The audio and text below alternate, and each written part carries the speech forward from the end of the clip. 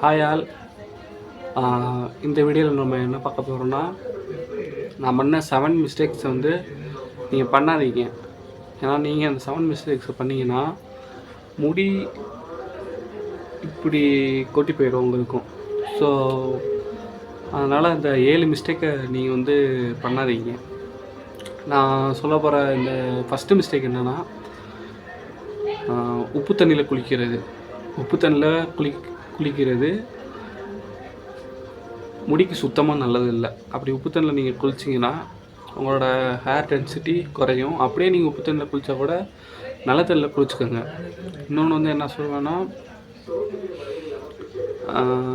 நல்லா ப்ரோட்டீன் இருக்க ஃபுட்டாக சாப்பிடுங்க. அதாவது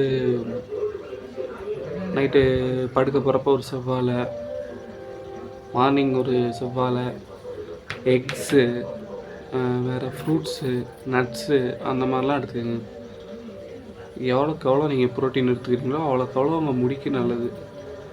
3வது விஷயம் என்ன சொல்லுவேன்னா, எக்ஸசைஸ் பண்ணுங்கள்.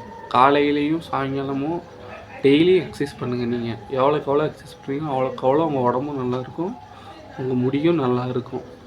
இன்னொரு விஷயம், ஷாம்பு வந்து பார்த்திங்கன்னா இப்போ மார்க்கெட்டில் நிறைய ஷாம்பு வந்துடுச்சு.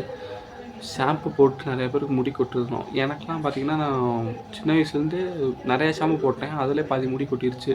அதனால் ஷாம்பு யூஸ் பண்ணாதீங்க. மேக்ஸிமம் சீயக்காய் அந்த மாதிரி யூஸ் பண்ணுங்கள். சீயக்காய் இல்லை அப்படின்னா கத்தாழையை தலைக்கு போட்டு அது மூலயமா நீங்கள் குளிக்கலாம்.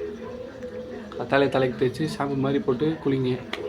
வேறு ஃபைனலாக நான் என்ன சொல்லுவேன்னா, ஸ்ட்ரெஸ் ஆகாதீங்க. மெயினாக ஸ்ட்ரெஸ் ஆகாமல் ஃப்ரீயாக இருங்க. நீங்கள் எவ்வளோக்கு எவ்வளோ ஸ்ட்ரெஸ் ஆகாமல் இருக்கீங்களோ அவ்வளோக்கு அவ்வளோ உங்களுக்கு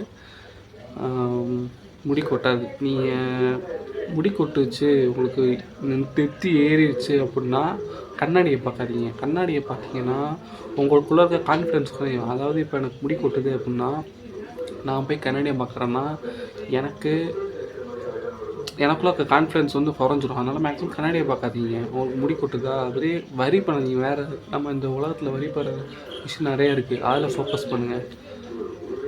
ஸோ இதெல்லாம் தான் நான் சொல்ல வந்த விஷயம்.